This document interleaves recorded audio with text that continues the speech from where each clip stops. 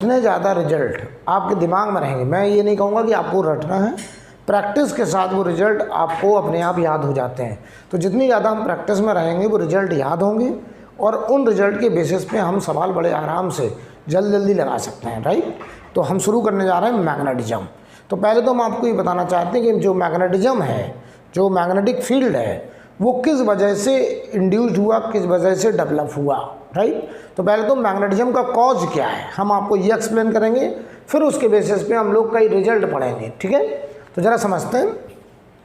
मैं तुमसे ऐसे बोलूँ कि मान लो कोई चार्ज पार्टिकल, ध्यान से देखना, कोई चार्ज पार्टिकल इस लाइन पर, मान लो कोई चार्ज पार्टिकल यहाँ है Q, ठीक, ये चार्ज पार्टिकल Q यहाँ है। मैं तुमसे कहूँ इससे R दूरी पर, यहाँ पर R दूरी पर यहाँ एक पॉइंट है, मान लो P पॉइंट। इस पॉइंट P पर बताओ, अगर ये चार्ज पार्टिकल यहाँ रुका हुआ है, स्टेशनरी है, भी रुका हुआ है, तो बताओ इस पॉइंट P पर इस डायरेक्शन में यहाँ पर ऐसे होगा इलेक्ट्रिक फील्ड। इलेक्ट्रिक फील्ड कैसे निकालते थे, जहाँ पे निकालना और टेस्ट चार्ज रखा, तो ये प्लस Q चार्ज इस टेस्ट चार्ज को ऐसे रिपेल करेगा, तो यहाँ पे हमें मिला इलेक्ट्रिक फील्ड। अच्छा ध्यान देना, हमने यहाँ पर एक और पॉइंट लिया, मान लो ये पॉइंट P था, ये पॉइंट हमने मान लो ले लिया कोई भी M पॉइंट, ध्यान से देखना, और ये दूरी मान लो ये दूरी R1 है या R डैश करते हैं, R डैश, ये R डैश, Q से ये दूरी R डैश है। हमने यहाँ टेस्ट चार्ज रखा, तो इस Q ने इस टेस्ट चार्ज को इधर रिपेल किया, यहाँ पे आ गया इलेक्ट्रिक फील्ड ऐसे इधर की तरफ। राइट, तो हमने क्या देखा कि इस पॉइंट पर रखे टेस्ट चार्ज को भी रिपेल कर रहा है, यहाँ रखे टेस्ट चार्ज को रिपेल कर रहा है, यानी P पॉइंट और M पॉइंट ऐसे दो पॉइंट हमने सिलेक्ट करे हैं। एक तो M पॉइंट उसी लाइन पे है जिस लाइन पे ये Q चार्ज है, और P पॉइंट उससे अलग है। ठीक, तो ध्यान से देखना, ये देखा गया कि इस पॉइंट पर भी इलेक्ट्रिक फील्ड है, इस पॉइंट पर भी इलेक्ट्रिक फील्ड है। अगर ये चार्ज रुका है तो हम यहाँ मैग्नेटिक नीडल लेके गए, हमने देखा कि यहाँ पे वो मैग्नेटिक नीडल में कोई डिफ्लेक्शन नहीं हुआ, मतलब उस मैग्नेटिक नीडल में कोई डिफ्लेक्शन ना होने का मतलब है यहाँ पे कोई मैग्नेटिक फील्ड नहीं था। राइट, अब देखना, जब ये चार्ज मोशन में आया, ऐसे मूव करने लगा, ऐसे मूव करने लगा, v वेलोसिटी से चलने लगा, v वेलोसिटी से चलने लगा, तो जब ये चार्ज मोशन में आ गया और ये चार्ज बताओ यहाँ पहुँच गया, मान लो ये Q चार्ज यहाँ पहुँच गया। अब हमने देखा इस पॉइंट P पर, तो बताओ ये दूरी, अब इससे दूरी हम यहाँ टेस्ट चार्ज रखें हैं, तो ये बताओ ऐसे रिपेल करेगा, तो बताओ ये इलेक्ट्रिक फील्ड अब इधर की तरफ हो जाएगा। अच्छा ये दूरी R, अब ये दूरी बताओ R0 बदल गई, तो यहाँ पे बताओ इलेक्ट्रिक फील्ड मैग्नीट्यूड में भी बदलेगा और डायरेक्शन में भी बदलेगा। याद करो इलेक्ट्रिक फील्ड क्या होता था, 1/4πε0 Q/r², और डायरेक्शन R कैप इस R वेक्टर कह लो। तो बताओ ये R cap unit vector along R, तो बताओ यहाँ पे इलेक्ट्रिक फील्ड अब ऐसे होगा, और इसमें बताओ नीचे आएगा R0, तो ये हो जाएगा 1/4πε0 Q/r02, और ये R0 डायरेक्शन, इस डायरेक्शन में। जरा बताना तो मुझे इस पॉइंट पर जब ये Q चार्ज यहाँ है, तो बताओ इस पॉइंट पर जो इलेक्ट्रिक फील्ड आएगा, बताओ वो इलेक्ट्रिक फील्ड का मैग्नीट्यूड तो बदल जाएगा, लेकिन बताओ डायरेक्शन बदलेगी या वही रहेगी। तो बताओ यहाँ टेस्ट चार्ज रखो, तो ये Q चार्ज इस टेस्ट चार्ज को अभी भी इधर ही रिपेल करेगा, तो बताओ इस जगह पर magnitude and direction both are changing, तो हम यहाँ लिखेंगे direction and magnitude, direction and magnitude, direction and magnitude of electric field both are changing, both are changing due to motion of charge, due to motion of charge। ध्यान से देखना, due to motion of charge. जबकि बताओ इस point पर हम क्या देख रहे हैं, इस पॉइंट पर only magnitude are changes, only magnitude of electric field is variable, what direction is constant, what direction is constant, ध्यान देना। तो बताओ जब ये चार्ज पार्टिकल इस लाइन पर मूव करने लगा तो हमने क्या देखा कि यहाँ पर इलेक्ट्रिक फील्ड का मैग्नीट्यूड और डायरेक्शन दोनों बदल गए, लेकिन इस पॉइंट पर केवल मैग्नीट्यूड बदला। तो अब हमने क्या देखा कि इन पॉइंट्स पर इलेक्ट्रिक फील्ड तो है ही है, लेकिन अब हम लेके गए मैग्नेटिक नीडल, तो हमने देखा इस पॉइंट पर मैग्नेटिक नीडल जब रखा तो उसमें डिफ्लेक्शन आया, जबकि यहाँ पे मैग्नेटिक नीडल रखा तो उसमें कोई डिफ्लेक्शन नहीं आया।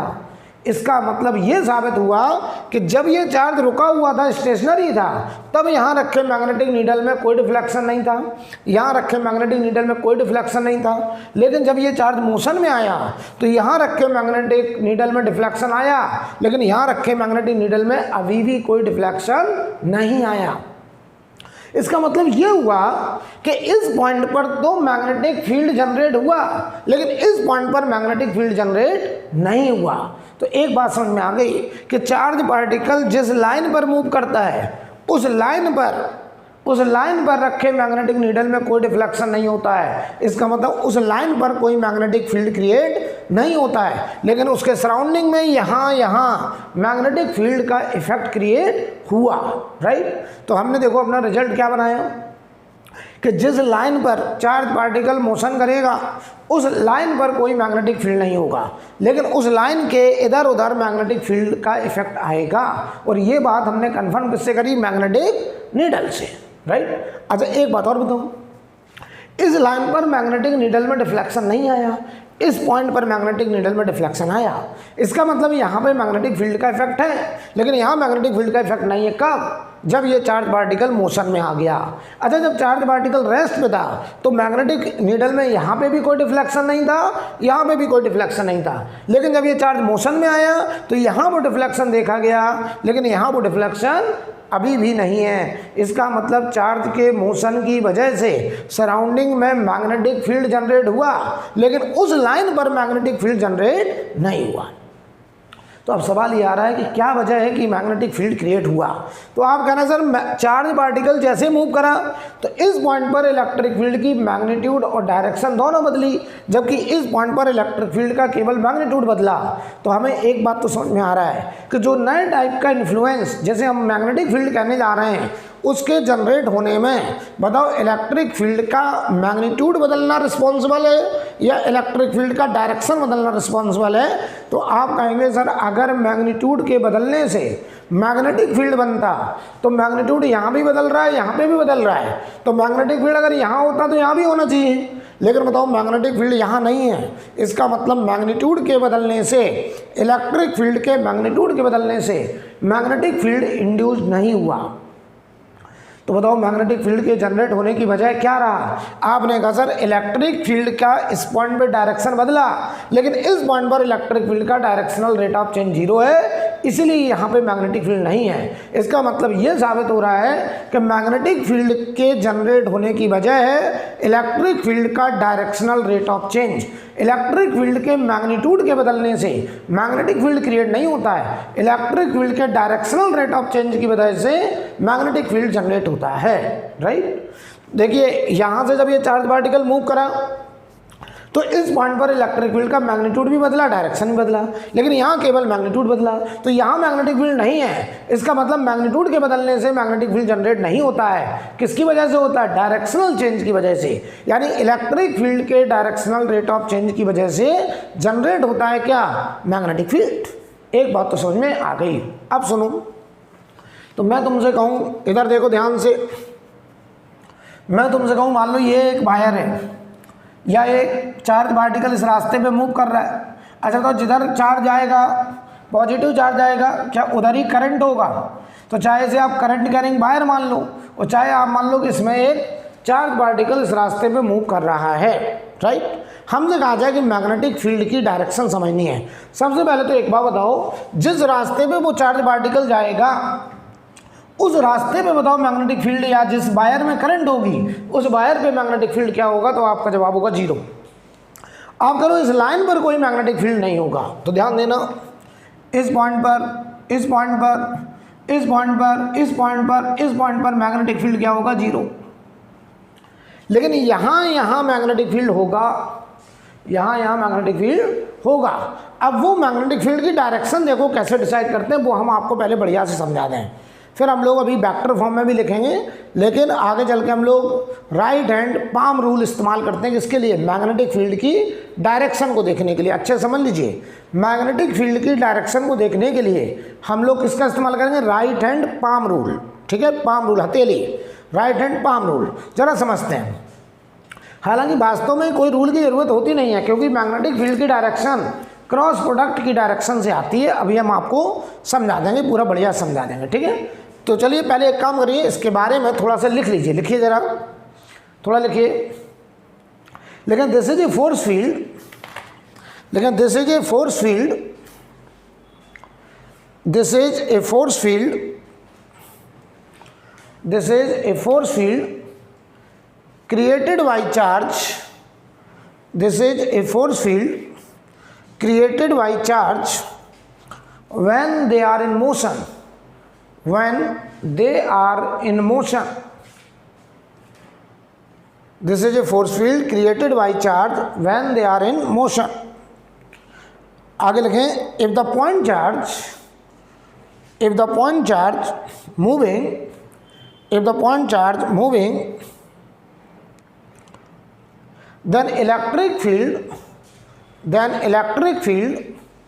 at a point changes, then electric field at a point changes, then electric field at a point changes, then electric field at a point changes, comma, due to directional change of electric field, due to directional change of electric field, due to directional change of electric field, a new type of influence, a new type of influence, influence मतलब field, a new type of influence is created, new type of influence is created at that point, new type of influence is created at that point, which is quite different, which is quite different, which is quite different from electric field, which is quite different from electric field, which is quite different from electric field. Full stop वाला लिखिए, it is magnetic field, it is magnetic field, it is magnetic field, right? तो पहले तो अच्छे समझ लीजिए, अभी हम समझाते हैं मैग्नेटिक फील्ड की डायरेक्शन वगैरह सब बताएंगे, पहले ये समझ लीजिए मैग्नेटिक फील्ड जनरेट किसकी वजह से हुआ, due to directional change of electric field. Electric field का जिन जिन पॉइंट पर डायरेक्शनल रेट ऑफ चेंज देखा गया, उन पॉइंट्स पर मैग्नेटिक फील्ड जनरेट हुआ। लेकिन बताओ, जिस लाइन पर वो चार्ज आ रहा है या जिस वायर में करंट होगी, उस वायर पर या उस रास्ते पर कोई मैग्नेटिक फील्ड जनरेट नहीं होगा, राइट? क्योंकि उन पॉइंट्स पर इलेक्ट्रिक फील्ड का directional rate of change zero होगा, राइट? तो सुनिए आप ध्यान से, अब समझते हैं ज़रा ध्यान से। तो मैं निकालने जा रहा हूँ directional rate of change of electric field, और उसी की वजह से जनरेट होगा क्या, मैग्नेटिक फील्ड। तो हम magnetic field due to moving charge particle का रिजल्ट तैयार करना जा रहे हैं, राइट? ध्यान से देखिए, फिर हम वहीं से हम डायरेक्शन भी सिखा देंगे आपको। तो पहले अच्छे से समझ लें, इसे हटा दें। देखिए जरा, अब हम आपको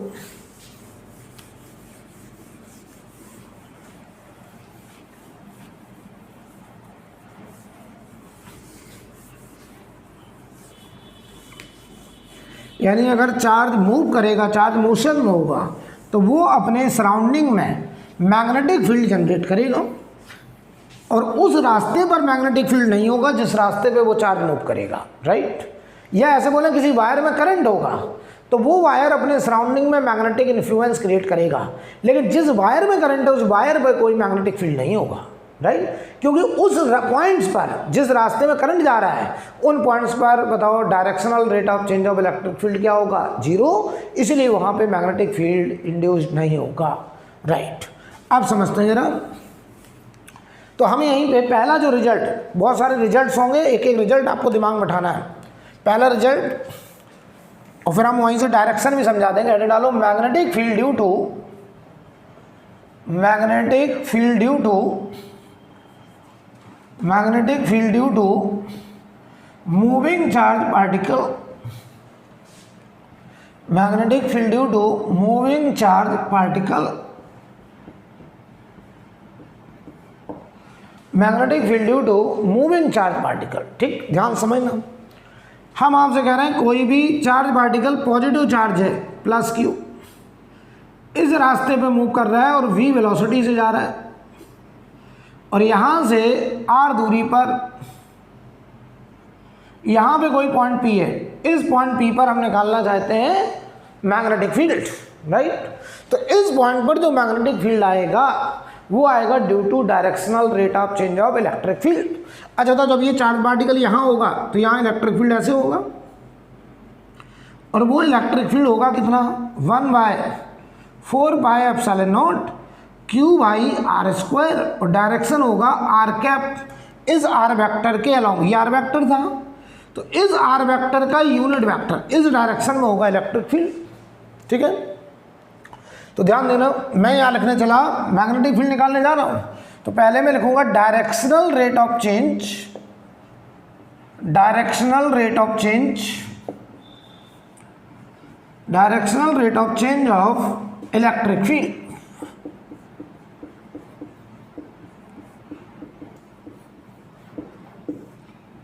पहले हम directional rate of change of electric field निकालेंगे, उसी की वजह से जनरेट होगा क्या, magnetic field.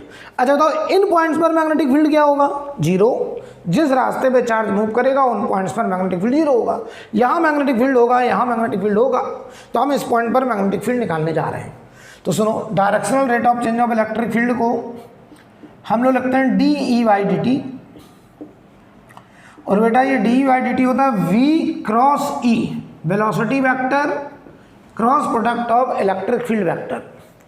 Velocity vector cross product electric field vector is called directional rate of change of electric field. तो ध्यान दो, इसे हम लिख सकते थे v क्रॉस E की जगह 1/4πε0 q/r², और डायरेक्शन हो गया ये r कैप। तो ध्यान से देखना, dE/dt जो कि v क्रॉस E है, dE/dt जो कि v क्रॉस E है, उसे मैं लिखने चला 1/4πε0 q v cross r cap upon r², v cross r cap upon r²। ठीक, अब ध्यान से देखना, लाइट की स्पीड जो होती है c, वो होती है 1/रूट के अंदर μ0ε0। लाइट की स्पीड होती है 1/रूट μ0ε0, और ये होता है 3 × 10⁸ मीटर पर सेकेंड, जहाँ पे μ0 is called magnetic permittivity, ε0 is called electrical permittivity, right. तो बताओ बेटा, यहाँ से 1/ε0 की वैल्यू μ0 × c², यहाँ रखने जा रहा हूँ 1/ε0 की वैल्यू। तो ध्यान से देखना, dE/dt directional change of electric field v cross E बराबर 1/ε0 की जगह μ0 c² अपॉन 4π।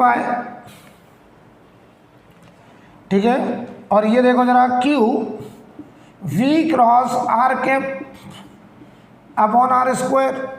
अब देखना, इस c² को इधर डिवाइड में ले आओ, तो dE/dt directional rate of change of electric field upon c², यह से बोले v cross E upon c², that is called magnetic field.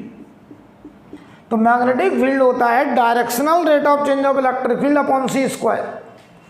तो मैग्नेटिक फील्ड वास्तव में डायरेक्शनल रेट ऑफ चेंज की वजह से क्रिएट होता है, लेकिन directional rate of change of electric field upon c² is called magnetic field. तो याद रखिएगा ये रिजल्ट, कई बार सवाल इस पर भी पूछ लेते हैं वो। तो ये बताओ, μ0/4π, ये c² डिवाइड में चला गया, q v cross r cap upon r², ये आ गया magnetic field due to moving charge particle. मैं रिजल्ट लिख दे रहा हूँ, v magnetic field at this point P।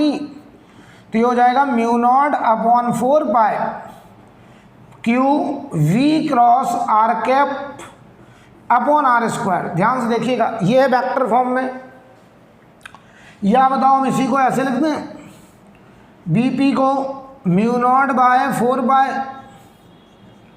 Q v cross r cap को क्या लिख सकते हो, बताओ यूनिट वेक्टर होता है, आर कैप लिखा जाएगा r vector divided by its modulus. तो क्या हम इसको ऐसे लिखते हैं, r vector divided by its modulus, तो नीचे हो जाएगा r cube, r vector divided by modulus, तो ये आर स्क्वायर तो आर क्यूब हो जाएगा। तो ये आ गया magnetic field due to moving charge particle.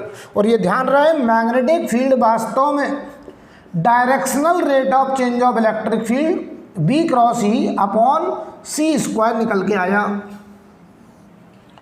ये नोट करिए, पहले इतना नोट करिए, फिर हम आगे एक्सप्लेन करते हैं आपको बढ़िया से। इतना नोट करिए पहले।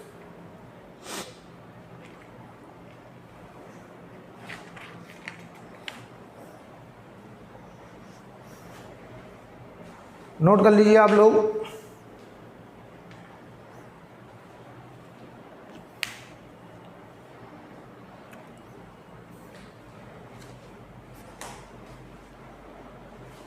ये आया magnetic field due to moving charge particle.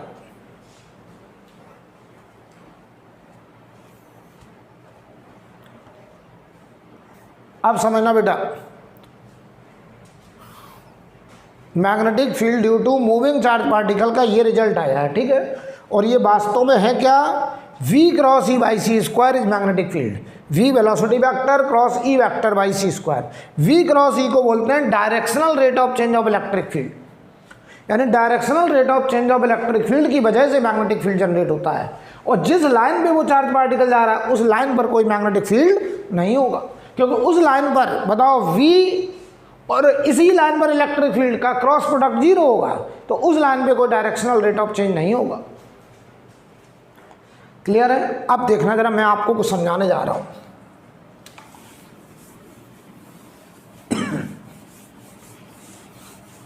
ये सब भूल जाना है, आप मान लो भूल भी जाए तो कोई दिक्कत नहीं, लेकिन आपको क्या दिमाग में रखना है कि magnetic field due to moving charge particle ये रिजल्ट आया। अब हम आपको ये बताने जा रहे हैं, और ये रिजल्ट भी याद रखिएगा क्योंकि न्यूमेरिकल में पूछ लेते हैं कहीं कहीं। तो हमने पूरा रिजल्ट ड्राइव कर दिया है, लेकिन अब हम आपको थोड़ा सा ये समझाते हैं कि कैसे हम लोग मैग्नेटिक फील्ड की डायरेक्शन वगैरह देखेंगे। ठीक, ध्यान से देखना।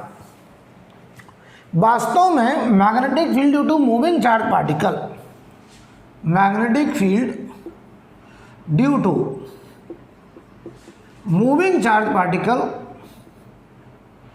Due to moving charge particle,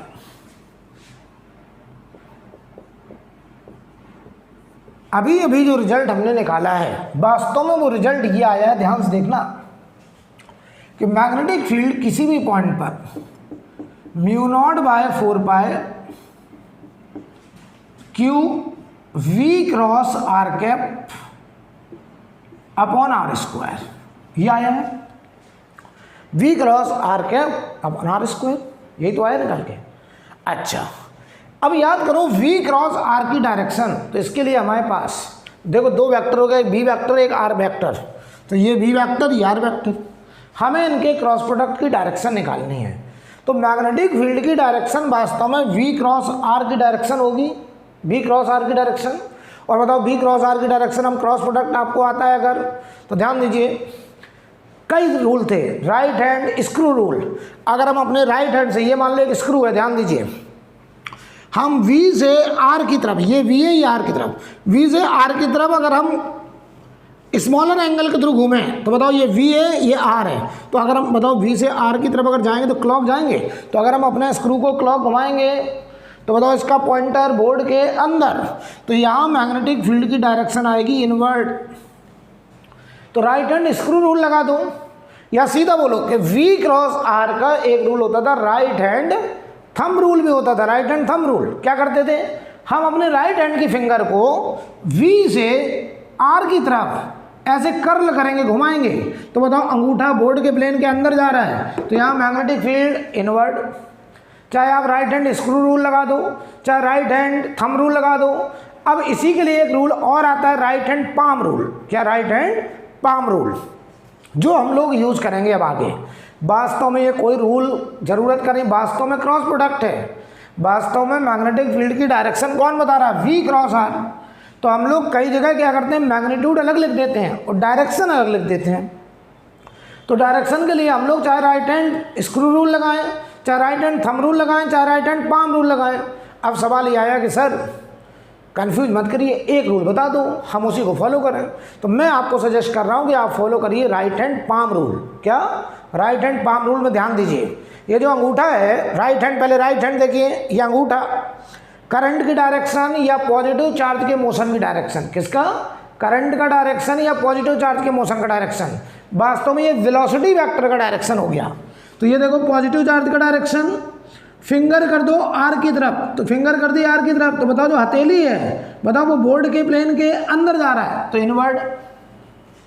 magnetic field कैसा? इनवर्ड। अच्छा इधर आ जाओ, इधर देखते हैं, मान लो यहाँ कहीं देखना है, अंगूठा किसकी तरफ? पॉजिटिव चार्ज के मोशन की तरफ, फिंगर उस पॉइंट की तरफ, हथेली बोर्ड के प्लेन के बाहर आ रहा, तो आउटवर्ड।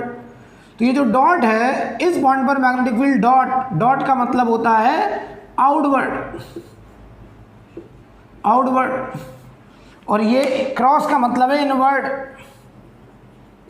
किसके इनवर्ड? जिस प्लेन में ये वायर है उस प्लेन के परपेंडिकुलर इनवर्ड, और जिस प्लेन में ये है वायर उस प्लेन के परपेंडिकुलर आउटवर्ड। इसका मतलब यहाँ मैग्नेटिक फील्ड इनवर्ड, यहाँ मैग्नेटिक फील्ड आउटवर्ड। तो सुनो, कुछ लोग ऐसे लिख देते हैं इसका, अच्छा एक मिनट, इसको हम मैग्नीट्यूड लिखें अगर, तो बताओ इसका मैग्नीट्यूड क्या होगा? म्यू नॉट बाय 4 पाई, ध्यान से देखना, क्यू ए क्रॉस बी का मैग्नीट्यूड, ए इसका मैग्नीट्यूड 1 हो जाएगा। अरे यार आर कैप यूनिट वेक्टर का magnitude 1 sine theta upon are square. तो कुछ लोग ऐसे बोल देते हैं मैग्नेटिक फील्ड का मैग्नीट्यूड अलग लिख लो, mu not by 4 pi Q we sine theta upon are square. और डायरेक्शन देखो हमने देखी, यहाँ पे इनवर्ट है तो इनवर्ट लिख दिया अलग से। और theta angle between velocity vector and are vector.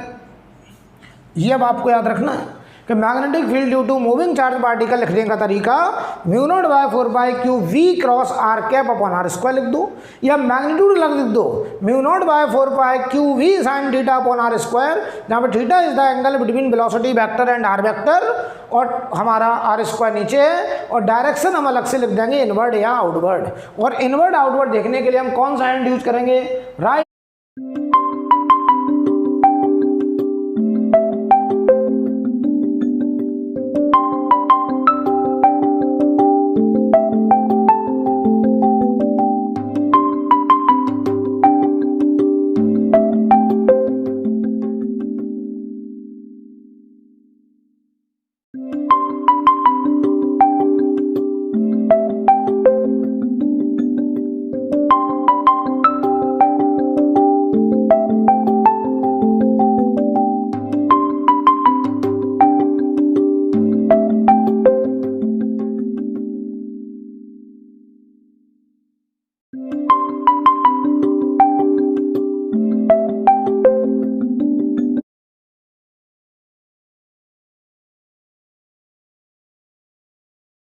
Hand palm rule इस्तेमाल करेंगे। अंगूठा किसकी तरफ? करंट या पॉजिटिव चार्ज की तरफ, फिंगर उस पॉइंट की तरफ जहां पे मैग्नेटिक फील्ड निकालना है। तो ये देखो अंगूठा पॉजिटिव चार्ज का मोशन या करंट का डायरेक्शन, फिंगर उस पॉइंट की तरफ, हथेली बोर्ड के प्लेन के अंदर, तो यहाँ मैग्नेटिक फील्ड इनवर्ड आएगा। राइट। अच्छा, ये कुछ लोग मैग्नीट्यूड अलग लिख देते हैं, ये मैग्नीट्यूड हो गया और ये हो गया उसका डायरेक्शन। और कई बार पता है राइट हैंड पाम रूल लगाना थोड़ा कठिन लगता है 3D में, तो वहाँ हम लोग ये टेक्निक इस्तेमाल कर लेते हैं, क्रॉस प्रोडक्ट करके अपने आप वेक्टर आ जाता है। तो हमें तो सब आना चाहिए। अच्छा बताओ, क्या हम इसको ऐसे भी लिख सकते थे? इसी को ऐसे भी लिख सकते हैं, यहाँ लिख दे रहा है इधर, वेक्टर फॉर्म में अगर लिखते तो इसको ऐसे भी तो लिख सकते थे, mu not by 4 pi q V cross r cap की जगह पे लिख दिया r vector upon r cube, ऐसे भी लिख सकते हैं। यस, आर कैप को लिख दिया r vector upon modulus r, modulus r इसमें मल्टीप्लाई होगा तो ये आर क्यूब हो जाएगा, एक ही बात है। क्लियर? कोई डाउट? तो घबरा मत जाना कि नीचे आर क्यूब क्यों आ रहा, आर क्यूब इसलिए आ रहा है क्योंकि आर वेक्टर है। आर स्क्वायर कब होगा? जब यहाँ आर कैप होगा, यूनिट वेक्टर होगा, या फिर ऐसे ये मैग्नीट्यूड ये डायरेक्शन। आई थिंक क्लियर? अब सुनो बेटा, पहले हम थोड़ा सा आपको राइट हैंड पाम रूल में एकदम फैमिलियर कर दें उसके साथ कि आपको लगाने में कोई दिक्कत नहीं। ध्यान से देखिए, सबसे पहले यही एग्जांपल लेते हैं कि जैसे हमने अभी कहा था, ऐसे कोई चार्ज पार्टिकल इस रास्ते पे जा रहा है, इस रास्ते पे, ठीक? तो बताओ इस पॉइंट पर मैग्नेटिक फील्ड, इस पॉइंट पर मैग्नेटिक फील्ड क्या होगी? 0। इस लाइन पर मैग्नेटिक फील्ड 0 होगी। अब बताओ यहाँ मैग्नेटिक फील्ड निकालना है तो क्या तरीका होगा? अंगूठा पॉजिटिव चार्ज के मोशन की डायरेक्शन, पॉजिटिव चार्ज इधर जा रहा है इस रास्ते पर, इस रास्ते पर, तो ये बताओ अंगूठा पॉजिटिव चार्ज के मोशन की डायरेक्शन, फिंगर उस पॉइंट की तरफ, हथेली बोर्ड के प्लेन के अंदर, तो यहाँ मैग्नेटिक फील्ड इनवर्ड, इस पॉइंट पर मैग्नेटिक फील्ड इनवर्ड आ गया। इधर आ जाओ, अंगूठा पॉजिटिव चार्ज के मोशन, फिंगर पॉइंट की तरफ, हथेली बाहर, तो यहाँ मैग्नेटिक फील्ड आउटवर्ड। यानी वास्तव में पता क्या है, यहाँ मैग्नेटिक फील्ड अंदर है, यहाँ मैग्नेटिक फील्ड बाहर है, यानी यहाँ हर जगह मैग्नेटिक फील्ड इनवर्ड है, ऐसे ऐसे है इनवर्ड। यहाँ मैग्नेटिक फील्ड हर जगह है आउटवर्ड है, आउटवर्ड ऐसे। तो सच्चाई पता क्या है, इसके सराउंडिंग में मैग्नेटिक फील्ड लाइंस ऐसे हैं, ऐसे ऐसे हैं magnetic field lines close loop में। समझना जरा, अगर ये पॉजिटिव चार्ज बोर्ड के प्लेन में जा रहा है तो ये वाली फील्ड लाइंस बोर्ड के प्लेन के परपेंडिकुलर ऐसे हैं, समझिए ऐसे, क्लॉकवाइज, सॉरी एंटी क्लॉकवाइज। तो यहाँ से मैग्नेटिक फील्ड लाइंस अंदर जा रही हैं और इधर से देखो घूम के ऐसे बाहर निकल रही हैं। तो पता है कि जब ये एरो अंदर जाता है तो हमको, जब ये एरो अंदर जाता दिखाई देगा ऐसे, तो हमको पीछे से देखने पर ये क्रॉस का साइन दिखाई देगा। जब ये एरो अंदर जाएगा, अरे यार एरो ये है, ये एरो अंदर जब जा रहा है पीछे से देखोगे तो ये तुमको ऐसे दिखाई देगा अंदर जाता हुआ, तो तुमको कैसा साइन दिखाई देगा? क्रॉस का। और जब ये एरो, ये मार्कर समझो, तो जब ये मार्कर, ये मैग्नेटिक फील्ड लाइन ऐसे अंदर जाएगी तो पीछे से देखोगे एरो में क्रॉस, और जब बाहर निकलेगा तो ये पॉइंटर डॉट। तो आउटवर्ड मैग्नेटिक फील्ड लाइन जब बाहर आएगी तो डॉट सिंबल, जब अंदर जाएगी तो क्रॉस सिंबल, राइट? ये देखो, अगर ये पॉजिटिव चार्ज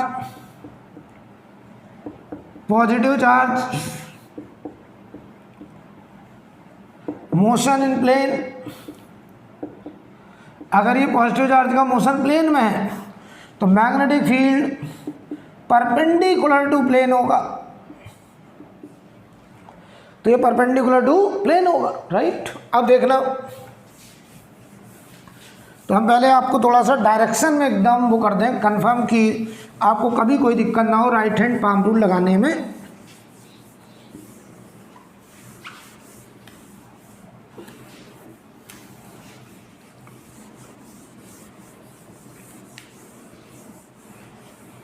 देखिए भाई, मान लो तुमसे कहें ये पॉजिटिव चार्ज की जगह है, ऐसे कोई इलेक्ट्रॉन है, मान लो नेगेटिव चार्ज, इलेक्ट्रॉन का मोशन हो रहा है इधर की तरफ v वेलोसिटी से, तो इस लाइन पर तो मैग्नेटिक फील्ड 0 होगा। मैं तुमसे कहूँ यहाँ मैग्नेटिक फील्ड बताओ, यहाँ मैग्नेटिक फील्ड बताओ, तो देखो ध्यान से, आप इसे पॉजिटिव चार्ज मान के करिए, बाद में उल्टा कर दीजिए। तो बताओ ये पॉजिटिव चार्ज का मोशन, अंगूठा फिंगर पॉइंट की तरफ, हथेली अंदर, यहाँ मैग्नेटिक फील्ड अंदर होता अगर ये पॉजिटिव चार्ज होता, लेकिन अगर ये नेगेटिव चार्ज है तो यहाँ पे मैग्नेटिक फील्ड होगा आउटवर्ड और यहाँ पे होगा इनवर्ड। तो आप हमेशा पॉजिटिव चार्ज मान के करिए और जो डायरेक्शन आए उसका रिवर्स कर दीजिए। तो बताइए यहाँ पे मैग्नेटिक फील्ड लाइन ऐसे होंगी, अगर हम तुमको समझाएं ऐसे, देखना ध्यान से, ऐसे होंगी, यहाँ से बाहर निकल रही होगी और यहाँ अंदर जा रही होगी, ऐसे मैग्नेटिक फील्ड लाइंस होंगी, ऐसे, राइट? सिमिलरली अगर एक करंट कैरिंग वायर है, मान लो कोई ऐसे, इसमें करंट आई है, आपसे कहा जाए इसकी वजह से मैग्नेटिक फील्ड लाइंस बताइए, तो अंगूठा पॉजिटिव चार्ज की डायरेक्शन या करंट की डायरेक्शन, फिंगर उस पॉइंट की तरफ, तो यहाँ मैग्नेटिक फील्ड इनवर्ड, अंगूठा करंट फिंगर पॉइंट की तरफ, मैग्नेटिक फील्ड आउटवर्ड, ऐसे। तो इसके सराउंडिंग में मैग्नेटिक फील्ड लाइंस ऐसे होंगी बेटा, ऐसे होंगी, और इधर ये एरो ऐसे होगा,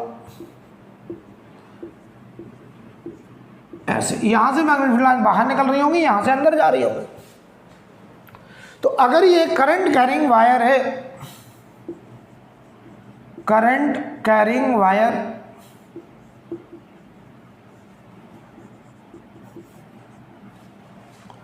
अगर ये बोर्ड के प्लेन में है तो बताओ मैग्नेटिक फील्ड बोर्ड के प्लेन के परपेंडिकुलर आउटवर्ड या इनवर्ड होगा, राइट। कई बार वो ऐसे लिख देते हैं, देखो क्रॉस का मतलब इनवर्ड, और इसकी बगल में लिख दिया हमने आई, ऐसे लिख दिया। इसका मतलब पहले पे समझाइए, इसका मतलब पता क्या है, अगर ये क्रॉस बना बगल में आई लिखा है तो ये लॉन्ग वायर है, इनफाइनाइट वायर है, जिसमें करंट आई है, और वो करंट बोर्ड के प्लेन के परपेंडिकुलर अंदर जा रहा है, करंट बोर्ड के प्लेन के अंदर जा रहा है। तो पहले तो ये समझो ये किसको रिप्रेजेंट करता है, दिस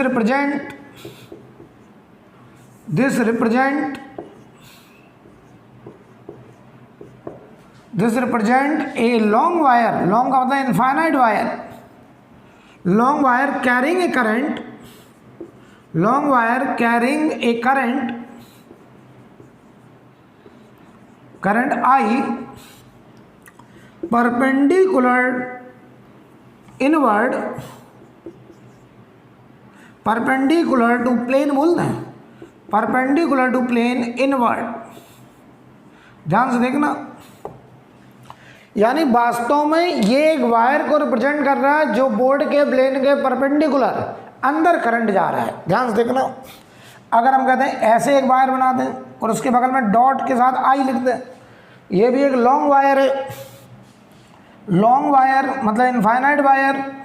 ये वायर ऐसे है, बोर्ड के प्लेन के परपेंडिकुलर बाहर करंट आ रही है, ये वायर ऐसे था। अच्छा, ये वाले वायर अभी ऐसे थे। अगर बोर्ड के प्लेन में वायर होगा तो मैग्नेटिक फील्ड अंदर बाहर परपेंडिकुलर होगा, राइट। वो अगर हमारा वायर देखो ऐसे है बोर्ड के प्लेन के परपेंडिकुलर, तो मैग्नेटिक फील्ड बोर्ड के प्लेन में भी आएगा। यहाँ देखो करंट ऐसे आ रहा है, long wire carrying a current i perpendicular to plane of board outward, plane of board outward. यानी सुनो, ये जो डॉट है ये स्टैंडर्ड डॉट का मतलब आउटवर्ड। अब वो आउटवर्ड अगर करंट के लिए लिखा है तो इसका मतलब एक वायर जो बोर्ड के प्लेन के बाहर जा रहा है, और अगर मैग्नेटिक फील्ड के लिए आउटवर्ड लिखा है तो मैग्नेटिक फील्ड बाहर आ रहा है। यानी डॉट हम किसी के लिए भी सिंबल यूज कर सकते हैं। अगर वो डॉट मैग्नेटिक फील्ड के लिए लिया गया इसका मतलब मैग्नेटिक फील्ड परपेंडिकुलर बाहर आ रहा है। अगर वो करंट के लिए डॉट लिखा है तो करंट बोर्ड के प्लेन के परपेंडिकुलर बाहर आ रहा है। अब समझना, अगर मैं कहूँ ऐसे देखना ध्यान से, क्रॉस के साथ आई लिखा है, ये वाला केस। आपने कहा सर ये एक वायर है जिसमें करंट, ऐसे देखो ये वायर समझो ऐसे जा रहा है अंदर, ऐसे। अगर करंट अंदर जा रहा है तो देखना ध्यान से, ये वायर हो गया। हम मैग्नेटिक फील्ड लाइंस बनाना चाहते हैं, देखिए ध्यान से, अंगूठा करंट, फिंगर पॉइंट की तरह, हथेली देखो ऐसे घूमेगी हथेली, ऐसे घूमेगी हथेली। तो मैग्नेटिक फील्ड लाइंस यहाँ पर तो पता है ऐसे होंगी, ऐसे ऐसे होंगी मैग्नेटिक फील्ड लाइंस, ऐसे। इसके सराउंडिंग में ये डायरेक्शन होगी मैग्नेटिक फील्ड की। ये जो सर्कल बने हैं ये किसकी डायरेक्शन है? मैग्नेटिक फील्ड की डायरेक्शन है। किसकी वजह से? इस इनफाइनाइट करंट कैरिंग वायर की वजह से। तो सुन लो मैं क्या कहना चाह रहा हूँ। अगर वायर बोर्ड के प्लेन के परपेंडिकुलर है तो मैग्नेटिक फील्ड लाइंस बोर्ड के प्लेन में आएंगी, और अगर वायर प्लेन में है तो मैग्नेटिक फील्ड लाइंस बोर्ड के प्लेन के परपेंडिकुलर आएंगी।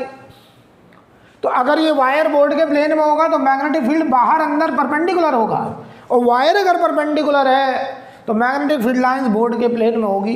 तो आपको पता है इस पॉइंट पे मैग्नेटिक फील्ड ऐसे, कोई कहे इस पॉइंट पे मैग्नेटिक फील्ड ऐसे, इस पॉइंट पे मैग्नेटिक फील्ड ऐसे, कोई का इस पॉइंट पे मैग्नेटिक फील्ड ऐसे, इस पॉइंट पे मैग्नेटिक फील्ड ऐसे, यानी किसी भी पॉइंट पर मैग्नेटिक फील्ड की डायरेक्शन उस पॉइंट पर टेंजेंट के अलोंग होगी, right, along the tangent, magnetic field along the tangent, किसी भी पॉइंट पर मैग्नेटिक फील्ड की डायरेक्शन उस पॉइंट पर ड्रॉ किए गए टेंजेंट के अलोंग होगी।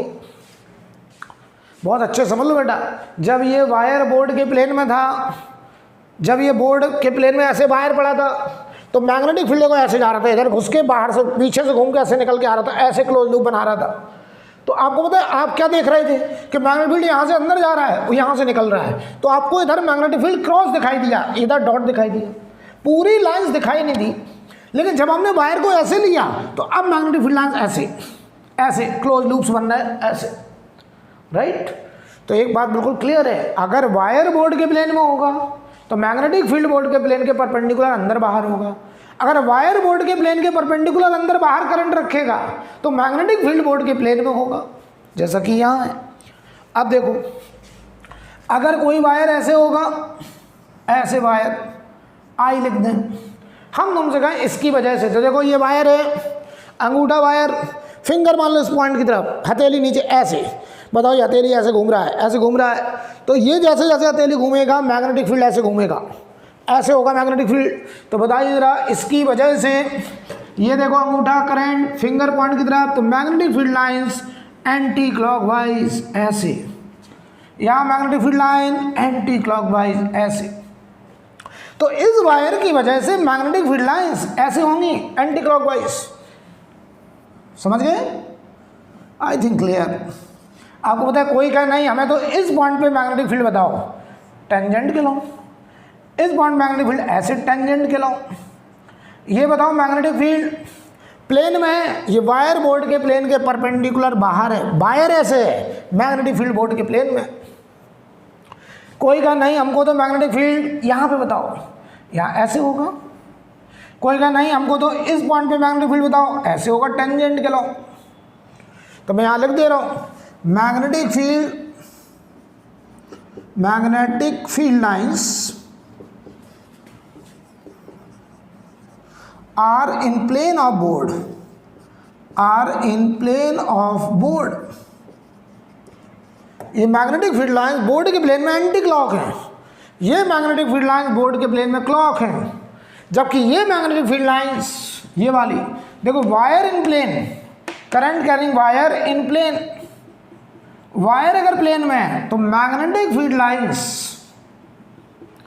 Magnetic lines perpendicular to plane,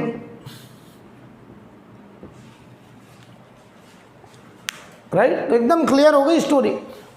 अगर वायर बोर्ड के प्लेन में होगा तो magnetic field lines perpendicular to plane inward outward होंगी, और अगर वायर बोर्ड के प्लेन के परपेंडिकुलर अंदर बाहर होगा तो मैग्नेटिक फील्ड लाइंस प्लेन में क्लॉकवाइज या एंटी क्लॉकवाइज होंगी, लाइक दिस और this. I think clear. Note करिए, नोट करिए जल्दी से, फिर हम आगे बढ़ें। अब हम आपको समझा सकते हैं।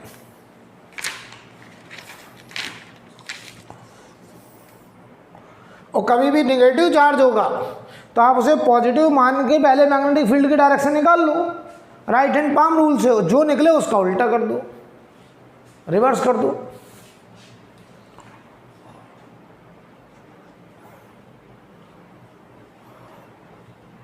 हटा दें। अब देखिए आगे, अब देखिए आगे।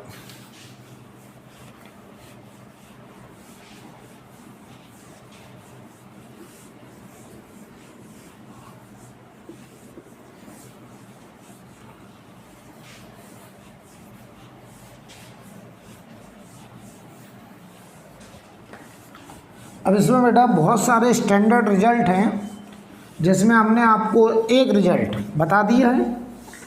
कौन सा है? Magnetic field due to moving charge particle. ये मैंने आपको ऑलरेडी बता दिया है। अब ध्यान दो, हम एक बार सारे रिजल्ट, अब देखो जो हमने डेरिवेशन करा था magnetic field due to moving charge particle, अगर वो डेरिवेशन आप भूल भी जाए तो ज़रूरत नहीं है, लेकिन इतनी बात दिमाग में जरूर रहेगी कि मैग्नेटिक फील्ड वास्तव में इलेक्ट्रिक फील्ड के डायरेक्शनल रेट ऑफ चेंज की वजह से जनरेट होता है। जिस रास्ते पर चार्ज पार्टिकल मूव करता है या जिस वायर में करंट होता है उस वायर पे कोई मैग्नेटिक फील्ड नहीं होता, या उस रास्ते पर जिस पर चार्ज पार्टिकल चल रहा है उस रास्ते पर कोई मैग्नेटिक फील्ड नहीं होता है, राइट। तो अब हम आपको थोड़ा सा स्टैंडर्ड रिजल्ट, और ये रिजल्ट आपको बिल्कुल दिमाग में होने चाहिए, बिल्कुल रटे होने चाहिए, और वो अपने आप याद हो जाएंगे प्रैक्टिस के साथ, इसीलिए मैं बार बार लिख रहा हूँ।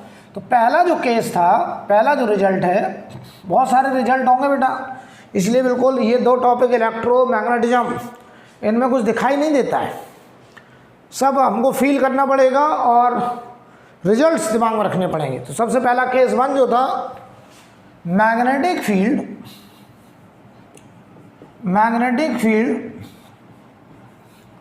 Due to moving charge particle, ये हम लोग कर चुके हैं ऑलरेडी, मैं एक बार फिर लिख रहा हूं, due to moving charge particle, ताकि आपके दिमाग में बिल्कुल बैठ जाए, ठीक। हमने आपको अभी बताया है कि अगर ये कोई चार्ज पार्टिकल पॉजिटिव चार्ज है और इस रास्ते पे v वेलोसिटी से जा रहा है और यहाँ से r दूरी पर r वेक्टर, इस पॉइंट P पर ये एंगल है थीटा, इस पॉइंट P पर मैग्नेटिक फील्ड निकालना है। चलो डायरेक्शन बताओ। अच्छा बताओ, ये चार्ज पार्टिकल बोर्ड के प्लेन में जा रहा है तो यहाँ मैग्नेटिक फील्ड बोर्ड के प्लेन के अंदर या बाहर होगा। अंगूठा पॉजिटिव चार्ज का मोशन, फिंगर पॉइंट की तरफ, हथेली अंदर, तो यहाँ मैग्नेटिक फील्ड इनवर्ट आएगा बेटा। तो इस पॉइंट P पर मैग्नेटिक फील्ड का अगर वेक्टर लिखा जाए तो वो होता है μ0/4π Q V cross r cap upon r square, या फिर मैग्नीट्यूड अलग लिख दो और वो बनेगा μ0/4π Q V sign theta upon r square, और डायरेक्शन आ रहा है इनवर्ट, जैसा कि मैं यहाँ देख रहा हूँ। अब सवाल है, theta is the angle between velocity and r cap, तो ये v वेक्टर ऐसे है, r वेक्टर ऐसे है। r वेक्टर किसे कह रहे हैं? पॉजिटिव चार्ज से उस पॉइंट को ज्वाइन करने वाला वेक्टर, और इनके बीच का angle smaller angle is angle between two vectors theta. तो ये तरीका होगा। अब ध्यान दो, यहाँ पे अगर हम बात करें मैग्नेटिक फील्ड की SI unit of magnetic field,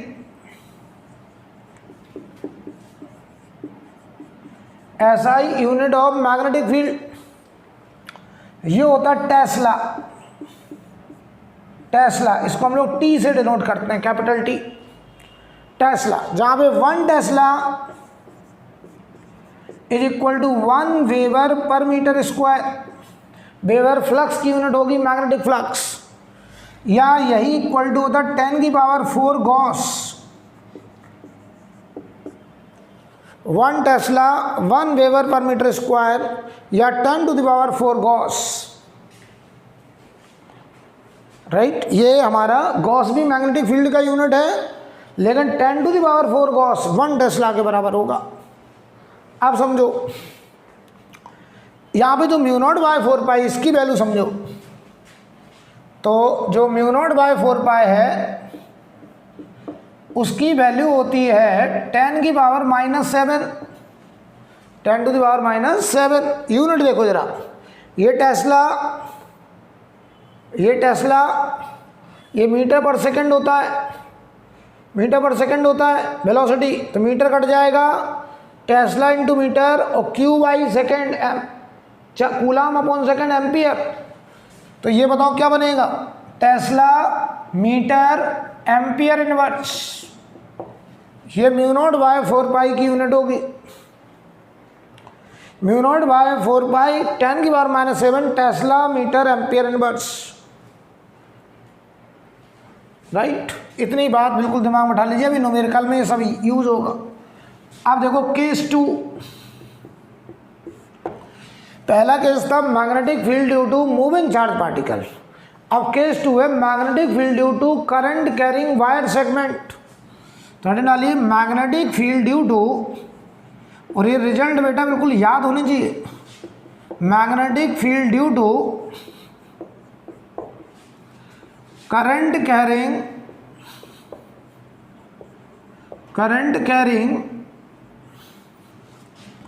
wire segment, magnetic field due to current carrying wire segment. Wire segment मतलब डीएल लेंथ का वायर। तो समझो मतलब क्या है। मैं तुमसे कहूँ ऐसे कोई वायर है, ये मान लो उसकी डीएल लेंथ है, ये डीएल लेंथ, ये उसका डीएल वेक्टर, और इसमें करंट आई जा रहा है। इस डीएल से चाहे हम यहाँ से ज्वाइन करते हैं चाहे यहाँ से ज्वाइन करते हैं, एक ही बात है, चाहे यहाँ से ज्वाइन करते हैं आर दूरी पर। तो ये डीएल इतना छोटा है कि चाहे हम यहाँ से ज्वाइन करें चाहे यहाँ से ज्वाइन करें, यहाँ एक पॉइंट पी है जहाँ पे हमें मैग्नेटिक फील्ड निकालना है। इसी लॉ को बोलते हैं हम लोग Biot Savart law. Biot Savart law, magnetic field due to current carrying wire segment is known as Biot Savart law. तो सुनो ध्यान से, अगर ये डीएल लेंथ है और इससे पी दूरी पर, आर दूरी पर, पी पॉइंट पर मैग्नेटिक फील्ड निकालना। सबसे पहले डायरेक्शन देख लो, चलो। अंगूठा करंट, फिंगर पॉइंट की तरफ, बताओ हथेली अंदर। कौन सा रूल लगा रहे हैं? Right hand palm rule, right hand हथेली रूल। अंगूठा current, finger point, right hand use करना है, हथेली अंदर आ रहा है। अच्छा यहाँ देखो मैग्नेटिक फील्ड, अंगूठा करंट फिंगर पॉइंट हथेली बाहर। यहाँ मैग्नेटिक फील्ड बाहर की तरफ आएगा, यहाँ अंदर की तरफ आएगा। अब देखो यहाँ चलो मैग्नेटिक फील्ड निकालते हैं हम लोग बायोट-सैवर्ट लॉ से। तो मैग्नेटिक फील्ड डीवीपी, डिफरेंशियल लिख रहा हूँ। क्यों डिफरेंशियल? क्योंकि ये डीएल लेंथ है। जैसे इलेक्ट्रो में कूलाम्स लॉ था, पॉइंट चार्ज के लिए वैलिड था, ऐसे ही यहाँ पर Biot-Savart law infinite small length, DL length के लिए वैलिड है। तो डीएल लेंथ की वजह से अगर डीएल करंट कैरिंग वायर है तो उससे आर दूरी पर मैग्नेटिक फील्ड का वेक्टर फॉर्म पहले लिखते हैं। तो म्यू नॉट बाय 4 पाई। अब देखना ध्यान से, ये जो क्यू है, क्यू को ये दोनों लॉ अगर देखा जाए एक ही है। क्यू को लिखते हैं आई डी टी, और वेलोसिटी बताओ, जिधर पॉजिटिव चार्ज मूव करेगा मोशन होगा, जिधर पॉजिटिव चार्ज जाएगा उधर ही तो डीएल लेंथ कवर होगी। तो डीएल को लिख दिया d v by d t, sorry d l by d t. Velocity को लिख दिया, इस वेलोसिटी का d l by d t cross r cap upon are square. D t देखो कट गया। तो magnetic field due to current carrying wire mu not by 4 pi I D l vector cross product r vector upon are square. ये result है,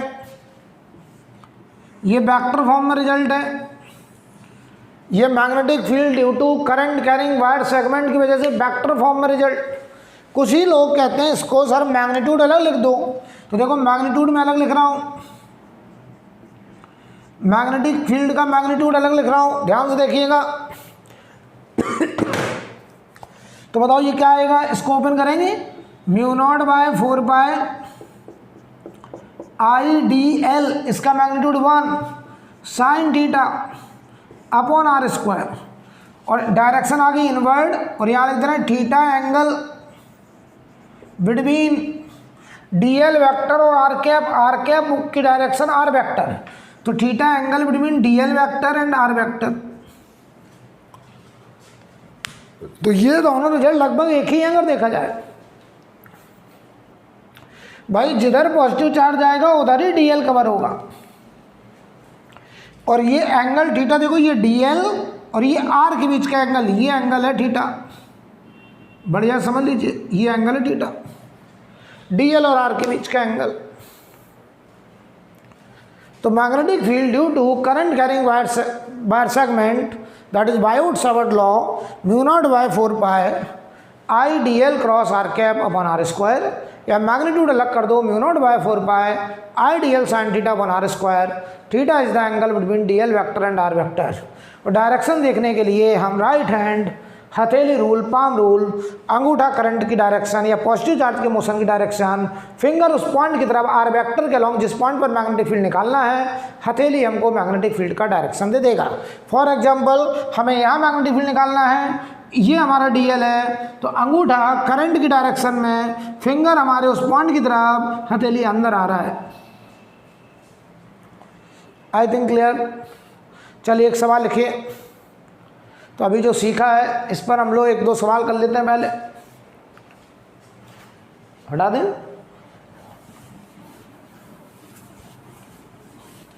बेटा ये result बिल्कुल जुबान पे होने चाहिए।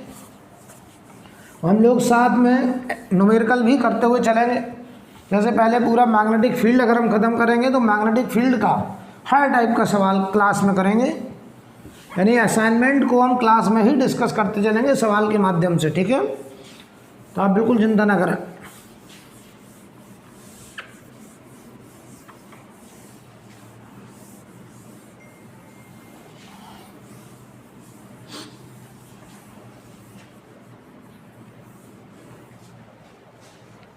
चलिए सवाल लिखें। A wire placed along, question लिखिए। A wire placed along north south direction, a wire placed along north south direction carries a current of 8 ampere, carries a current of 8 ampere from south to north,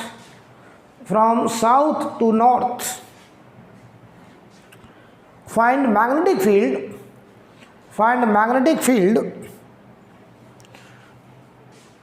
due to 1 centimeter piece of wire, magnetic field due to 1 centimeter piece of wire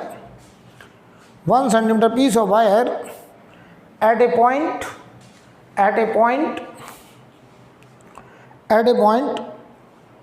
200 centimeter northeast from the wire, ठीक है। चलिए सवाल पढ़ लो पहले आप जल्दी से। सवाल पढ़िए। सवाल में हमसे कह रहे हैं एक वायर है जो नॉर्थ साउथ डायरेक्शन में करंट 8 एम्पियर है, साउथ से नॉर्थ। तो देखो पहले अच्छे समझ लो, नॉर्थ साउथ तो समझते ही हैं, लेकिन एक बार और बता दे रहे हैं, ये नॉर्थ, ये साउथ, ये ईस्ट, ये वेस्ट। नॉर्थ और ईस्ट का मिड का मतलब 45 डिग्री, इसको बोलते हैं नॉर्थ ईस्ट, ठीक है। अब पढ़ो सवाल।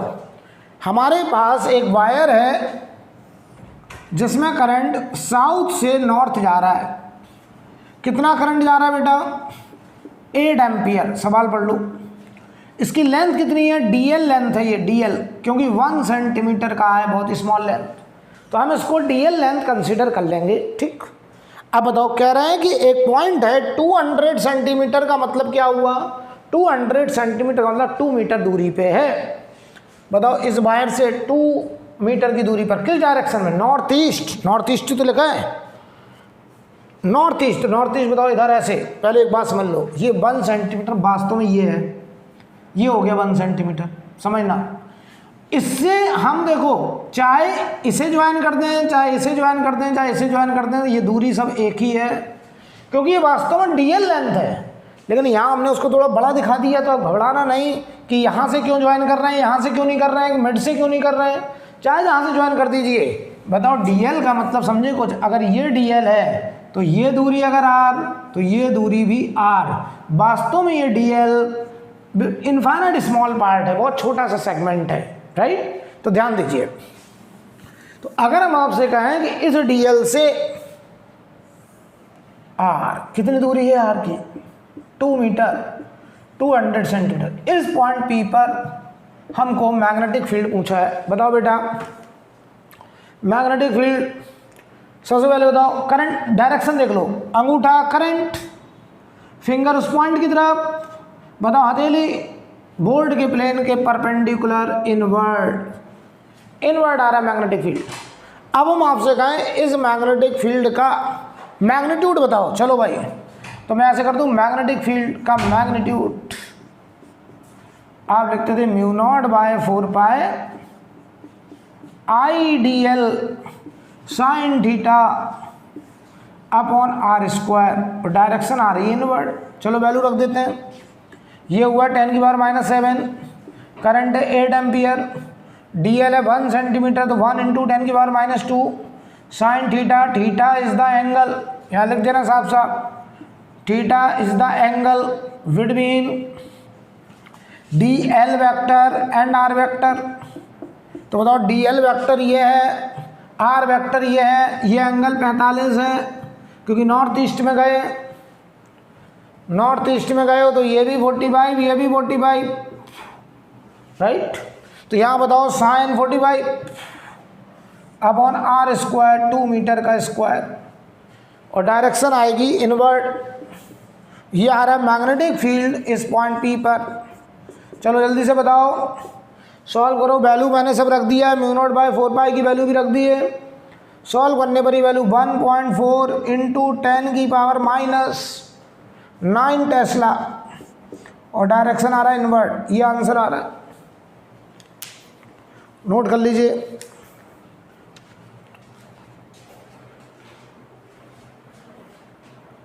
ठीक है, एक सवाल और लिखिए।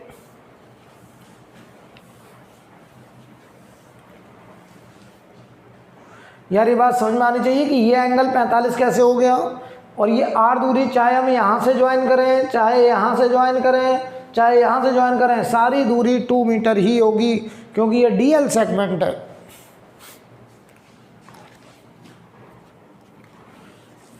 ठीक है, अगला क्वेश्चन लिखिए। अगला क्वेश्चन लिखिए, एन एलिमेंट, क्वेश्चन लिखो, an element d l vector 1 centimetre i cap, an element d l vector equal to 1 centimetre i cap is placed at the origin, is placed at the origin and carries a current of 10 ampere, and carries a current of 10 ampere, and carries a current of 10 ampere। आगे लिखें, what is the magnetic field, what is the magnetic field on the y-axis, what is the magnetic field on the y-axis at a distance of 0.5 meter, at a distance of 0.5 meter, 0.5 metre. Okay, चलो भाई बताओ बेटा, सवाल पहले diagram बनाते हैं। DL vector है, origin पे रखा है, तो देखो ध्यान से, ये एक्स एक्सिस है, ये वाई है, तो बताओ ये क्या होगा, जेड, ये जेड होगा, परपेंडिकुलर आउटवर्ड। अब समझो ऑरिजिन पर हमने डीएल वेक्टर ऐसे है, ये डीएल है, ऐसे है डीएल, ये तो मैं बहुत बड़ा दिखा रहा हूँ, वास्तव में ये 1 सेंटीमीटर है, तो बताओ डीएल वेक्टर 1 सेंटीमीटर हो गया। अब बताओ कह रहा है इसमें जो करंट जा रही है वो आई कैप में, ऐसे करंट है डीएल वेक्टर के लॉन्ग। कितनी करंट है बेटा इसमें, आई की वैल्यू है 10 एम्पियर। कह रहे हैं इस डीएल सेगमेंट की वजह से 0.5 दूरी पर वाई एक्सिस पर, तो यहाँ पे एक पॉइंट हमने लिया पी पॉइंट, और ये आर लिया हमने 0.5 मीटर। इस पॉइंट पर मैग्नेटिक फील्ड निकालना, ये दूरी आर है, ये दूरी आर है। तो सुनो भाई, इस पॉइंट पी पर मैग्नेटिक फील्ड की डायरेक्शन पहले निकाल लेते हैं। बताओ, राइट हैंड पाम रूल, अंगूठा करंट, फिंगर पॉइंट की तरफ, हथेली बाहर, बाहर बताओ एक्स वाई प्लेन के बाहर का मतलब प्लस जेड, तो चाहो तो यहाँ ऐसे लिख दो आउटवर्ड, या लिख दो प्लस के कैप, दोनों का मतलब एक ही है। मैं लिखने चला, बताओ मैग्नेटिक फील्ड इस पॉइंट पर डीवीपी, इसका मैग्नीट्यूड अलग लिख दे रहा हूँ, डायरेक्शन अलग, μ0/4π IDL sine theta, theta is the angle between DL and R। बताओ DL है एक्स के लॉन्ग, R है वाई के लॉन्ग, कितना angle 90, I DL sine theta upon are square, और डायरेक्शन आउटवर्ड का मतलब प्लस के, क्योंकि अब उन्होंने यहाँ एक्सिस डिफाइन कर दी है एक्स वाई, तो एक्स वाई प्लेन के परपेंडिकुलर आउटवर्ड प्लस के। तो बेटा ये देखो वेक्टर का मैग्नीट्यूड, ये 10⁻⁻⁷, आई बोलो 10 एम्पियर, डीएल बोलो 1 सेंटीमीटर, तो 1 × 10⁻², साइन 91, और ये देखो 1/2 का स्क्वायर, और ये डायरेक्शन आ रहा है प्लस के। बताओ बेटा ये कितना आ रहा है निकल के, यहाँ लिखते हैं। चलो ये वैल्यू मैग्नेटिक फील्ड का मैग्नीट्यूड, चलो देखो ये 4 ऊपर चला जाएगा और इधर बच रहा 10⁻⁸, तो 4 × 10⁻⁸ टेस्ला, और डायरेक्शन आ गई प्लस के, ये आंसर हो जाएगा, देख लो, राइट। तो आज की क्लास में हमने आपको ये सिखाया कि मैग्नेटिक फील्ड के जनरेट होने की क्या वजह है, और मैंने कहा बहुत सारे रिजल्ट्स होंगे। आज हम लोगों ने 2 रिजल्ट पे काम किया, एक magnetic field due to moving charge particle, एक magnetic field due to current carrying wire segment. और मैग्नेटिक फील्ड कैसे जनरेट हुआ, मैग्नेटिक फील्ड की डायरेक्शन कैसे निकालते हैं, ये सब बातें हमने आज बेसिक पार्ट ख़त्म किया। तो मैं आपको सलाह दूंगा कि ये रिजल्ट्स बिल्कुल आपकी जुबान पर होने चाहिए। इलेक्ट्रिज्म में जितने